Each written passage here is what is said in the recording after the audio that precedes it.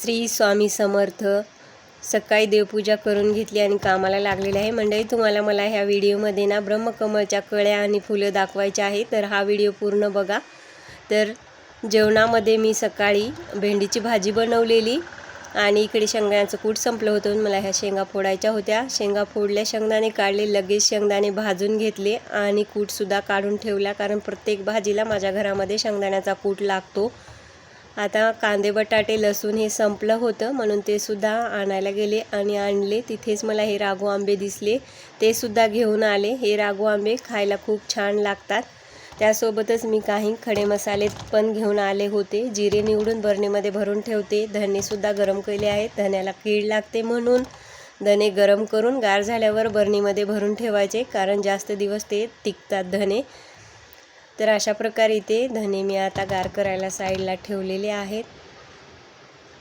आणि आता मला तुम्हाला दाखवायचे आहेत, माझ्या टेरेस गार्डनमध्ये ब्रह्मकमळचं कुंडीमध्ये झाड आहे, तर त्याला कळ्या आलेल्या आहेत।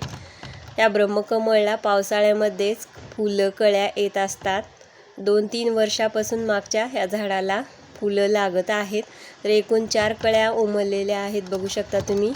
पानाला ह्या कळ्या येतात। मला तर पहिला वाटायचं ह्याला कसे फुलं लागत असतील वगैरे, हे झाड लहान असताना मला वाटलंच नाही कधी की ह्याला फूल लागतील, कळ्या लागतील।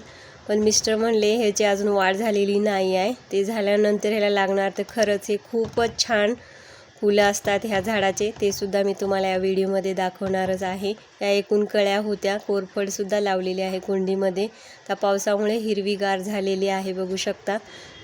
तर टेरेस गार्डनमधनं खाली आल्यानंतर संध्याकाळच्या जेवणामध्ये भरलं वांग आणि भाकरी, तोंडी लावायला पापड तळले होते, आमटी भात असा होता रात्रीचा मेनू। मुलासाठी छोटी भाकरी केलेली।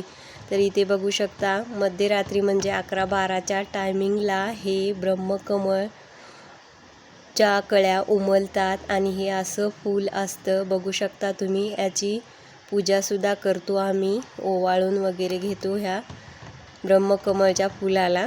तर आता हे खूप मोठा पाऊस येत होता अंधारामध्ये, मी टेरेसवर येऊन शूटिंग घेतलेली आहे मंडळी तुम्हाला दाखवण्यासाठी। आमच्याकडे कर्नाटकी बेंदूर होता, अशी पूजा केलेली आहे मी बैलांची। व्हिडिओ आवडल्यास लाईक, शेअर, सबस्क्राईब करायला विसरू